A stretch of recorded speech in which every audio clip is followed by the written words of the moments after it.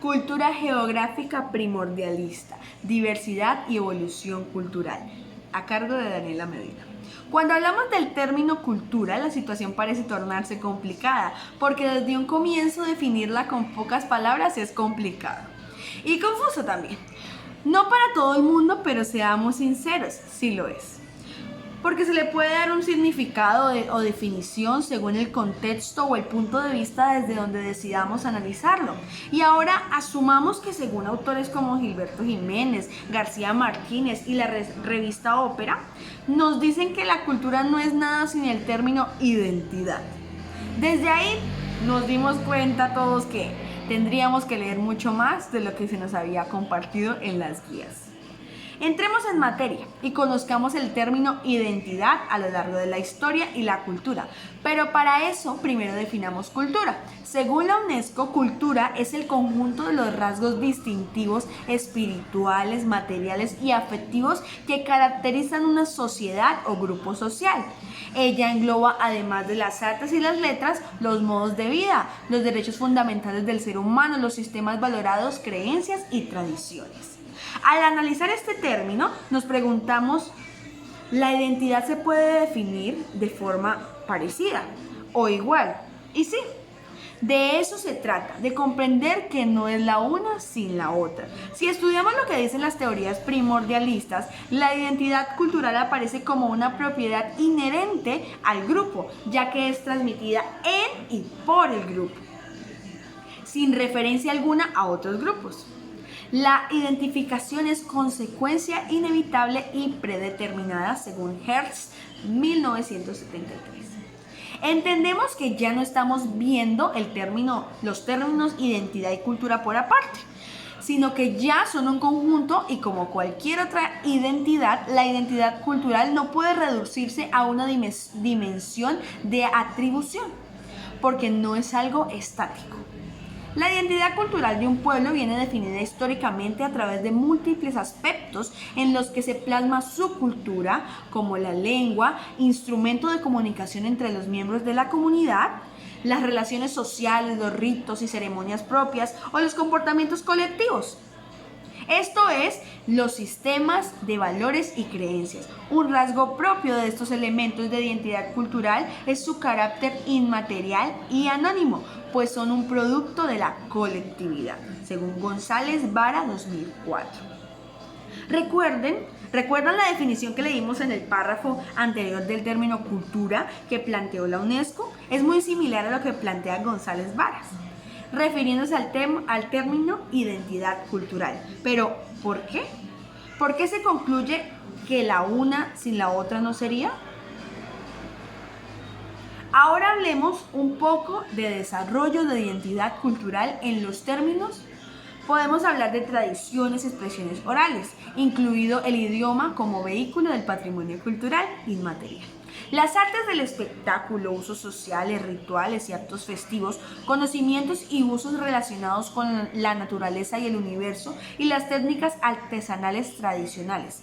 Ya sabemos sobre la identidad cultural y qué conlleva. Ahora demos una mirada a la variedad. Porque sí, todos como seres humanos somos diferentes, nuestra identidad cultural también lo es. Expresa la diversidad cultural, según la UNESCO, podemos decir que es la multiplicidad de formas en las que se expresan las culturas de los grupos y sociedades. Estas expresiones se transmiten dentro y entre los grupos y las sociedades. Teniendo claridad de este concepto, podemos afirmar que ningún grupo o individuo está encerrado a priori en una identidad unidimensional. Lo que caracteriza a la identidad es su carácter fluctuante que se presta a diversas interpretaciones o manipulaciones, de ahí la dificultad de definirla. García Márquez dice esto: pero la diferencia cultural se identifica con una carencia, un handicap, que hay que reducir mediante medidas compensatorias, apoyo lingüístico, recuperación, ayudas para hacer los deberes, etc. Así, poseer una doble referencia cultural se considera como una molestia, una dificultad añadida para el aprendizaje escolar y la diversidad aparece en esta apreciación como algo negativo que hay que eliminar lo más rápido posible. según García Martínez, 2008.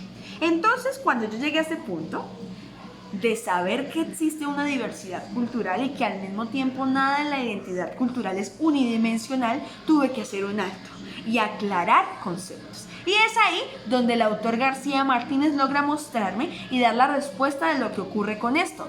Porque mi interrogante era, si nada es propio de una cultura, si todo es una mezcla de diferentes identidades culturales, ¿por qué estamos con fronteras tan marcadas en cuestiones culturales con otras comunidades?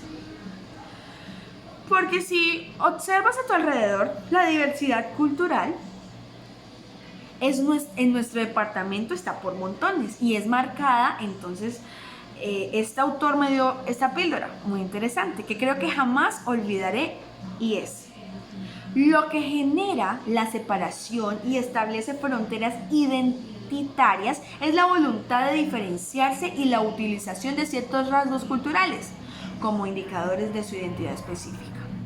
En este momento entendí que es porque simplemente queremos diferenciarnos, no es más.